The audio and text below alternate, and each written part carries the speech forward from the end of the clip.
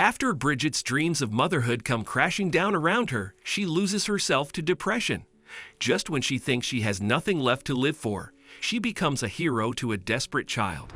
Before we continue, please take some time to subscribe to Dailydose, like and share this video with your friends. It might brighten their day and inspire them to do good. Also keep watching because an important lesson awaits at the end of the video. The results came back today. Bridget inhaled deeply, willing herself to be strong. "I can't have children, Rob." Rob, Bridget's husband, frowned and leaned back in his chair. Bridget waited for him to comfort her, cry, or voice his disappointment, but he just shook his head. "Now we know why you weren't falling pregnant, I guess." Rob rose and headed for the kitchen. "Where are you going?" Bridget reached for her husband, her fingers just missing his. "I need a drink," Rob said. "You just dropped a bomb on me, Bridget, and I need to think." Bridget hugged her knees and stared at Rob's empty chair. This was the worst moment of her life. She thought she couldn't possibly feel worse until she heard Rob's car pulling out of the garage. A few months later, Rob announced he wanted a divorce. He confessed that he'd been cheating on Bridget and was leaving her for his pregnant mistress. Bridget was heartbroken. Her job as a teacher at the local middle school was torture. Every child in her classes reminded her of the kids she'd never have and her failure as a wife. Her performance suffered as she became more depressed. One day, the principal called her to his office. After 30 minutes of listening to Principal Schneider listing all her recent failures as a teacher, Bridget was almost in tears. "If your standards slip any lower, you're going to drag this school's reputation into the dirt," Schneider concluded. "You unsympathetic toad." Bridget pointed at Schneider. "All you ever do is complain and blame us teachers for this school's failures, but the real problem is your pathetic excuse for leadership." Schneider went red in the face. "If that's how you feel, then consider yourself fired. Don't expect a good recommendation either." In the following weeks, dark thoughts haunted Bridget. All her job applications were turned down, and she spent every moment thinking about what a lonely failure she'd become. "Nobody needs me," Bridget mumbled as she stared at the busy road in front of her. "Nobody would notice if I was gone." Bridget's dress fluttered in the wind caused by the trucks and cars speeding past. One step is all it would take. She was studying the traffic when she saw a boy vault over the guardrail. He bolted into the traffic. Horns blared and tires screeched, but the boy kept running. As he drew closer to Bridget's position, a speeding sedan appeared over the rise. The car would never slow down in time. It was going to hit that kid. Bridget raced for the boy and flung him to safety on the verge. She briefly made eye contact with the terrified driver as the car bore down on her. Then everything was dark. Soon after waking in the hospital, Bridget discovered she'd sustained a severe injury while saving the child. The doctors told her she might have to spend the remainder of her life in a wheelchair. "And the boy, is he okay?" Bridget asked. "Yes, and he's been asking to visit you." Bridget agreed to let the boy visit, then turned her head to stare at a painting on the wall. Her thoughts were in turmoil. She'd been so confident that saving the boy would be her last act in this world, but now she had to face life with restricted mobility instead. "I can't do anything right," she whimpered. Those are strange words to hear from a hero. Bridget looked back as a man in a wheelchair approached her bedside. Something about him was familiar. She studied his face and then realized with shock why she knew him. "You're Kevin. You won the state championships." Bridget clamped her mouth shut then. No matter what he'd done in the past, it seemed Kevin was in the same situation as her. "It's okay. I know what you're thinking, but this is just a speed bump in my life. I came to see you because I heard how you saved that boy. How are you holding up?" Bridget stared at the ceiling. "I don't know. The only reason I'm still in this world is that I'm such a failure. I thought I'd at least make a good ending, but I failed at that too." "Please don't say that. I'm sorry to hear you've been suffering, but please don't give up on your life. I went through my own dark times when I was first injured, but I promise things can get better." Kevin put his hand over Bridget's. Sometimes hope is only a candle in a big dark cavern, but the more you feed that candle by believing in yourself and the future, the brighter the light will grow. Kevin returned every day to visit Bridget. For the first time, she felt like somebody else understood what she was going through. He confided in her that he'd endured a terrible depression after his accident when he realized his career as an athlete was over. The doctors doubted I'd ever walk again, but one day I decided I didn't care. I wasn't ready to give up yet, and look at me now. Kevin braced himself against Bridget's bed and stood. But how? Did you undergo a special treatment? Bridget asked. Demanding physiotherapy and the power of this. Kevin tapped a finger against his temple. My coach taught me to imagine my races beforehand, to visualize my success. I used the same technique to help me heal. Bridget stared at Kevin in wonder. She wished she had the same determination and belief in herself that he did.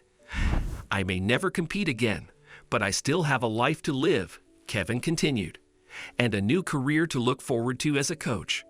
Bridget was still thinking about Kevin's words when she had another visitor.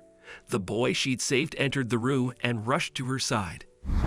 I'm so sorry, he cried. I was trying to escape from the social services and thought they'd never follow me across that busy road. I never meant for anyone to get hurt. Why were you running from social services? And what's your name? I'm Tommy. The boy looked at her with sad brown eyes. Social services wanted to put me in a shelter because my parents died. I didn't want to go, but they got me in the end anyway. I'm so sorry about your parents, Tommy. Bridget put her hand on the boy's arm. But you should never have run into traffic. What would have happened to you if I wasn't there? Tommy shrugged and looked away. I'm alone in this world, so what does it matter? Bridget's heart ached for the boy. She invited him back to visit whenever he wanted and slowly grew to love the child.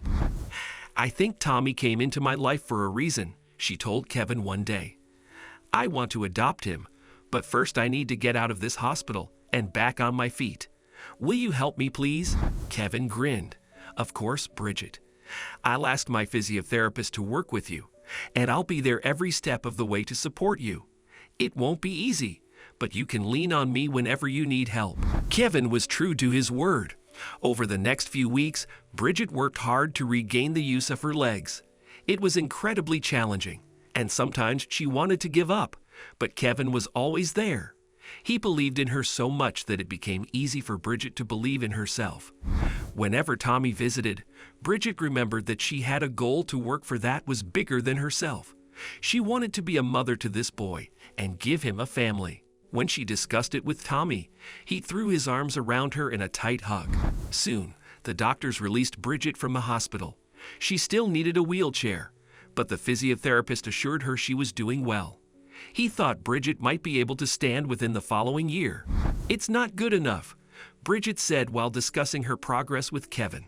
He had also been released and was visiting her at home to help with her exercises and mental health. Healing takes time, he replied. I know you're impatient, but you can't rush this. Like I've said before, you can't let everything depend on walking again. Bridget shook her head. If you can do it, then so can I. You're the one who taught me that I mustn't doubt myself for even a second, and I won't. Kevin took Bridget's hands in his. And I'm very proud to see how that can-do attitude has transformed you. But it's not healthy to measure your sense of self-worth with success. You are an amazing person, no matter what, and I want you to always remember that, Bridget. It soon became apparent that Bridget's recovery had plateaued. No matter how hard she worked on her exercises, she wasn't making improvements. She'd set a goal of being able to walk by Mother's Day, so she could stride into the shelter and get Tommy out of there. Bridget became increasingly frustrated with her stalled progress as her deadline drew closer. Why is it taking so long?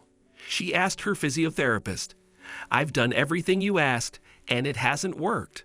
The physiotherapist replied that she shouldn't expect to heal linearly and that some stages might take longer than others. She complained bitterly to Kevin when he came to see her on Mother's Day to help her train. After all my hard work, I'm still the same failure who lost my husband and my job. The only difference now is that I can't even walk anymore. Bridget was on the verge of tears, but a knock at the door caught her attention. A child calling followed it.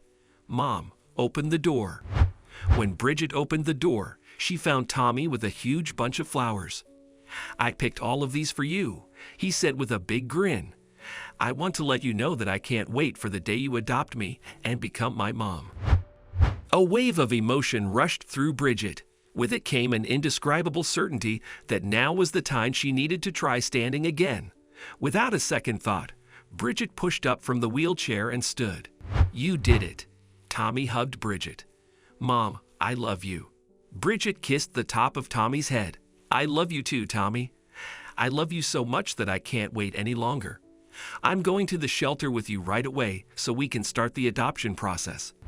Kevin stepped out behind her with his car keys on his finger and a big grin on his face. "I'll be honored to drive you there." Bridget's life was never the same after that day. She gained a son in Tommy and a fiancé a few months later. Although she'd harbored an attraction to Kevin for a while, Bridget didn't imagine he'd return those feelings until he asked her on a date. After the wedding, Kevin, Tommy, and Bridget settled down to become a happy family. Every day, they woke up with gratitude for the blessings they found in each other and a belief that they would always be together. However, there was one last surprise in store for the family. One day, after dinner, Bridget brought out some cupcakes for dessert. Kevin and Tommy quickly noticed the letters iced onto the cupcakes. Bridget smiled slyly and challenged them to figure out what word the cupcakes spelled. Minutes later, Kevin looked across at Bridget in shock. "You're pregnant?" Bridget smiled. "Apparently, my life is filled with miracles."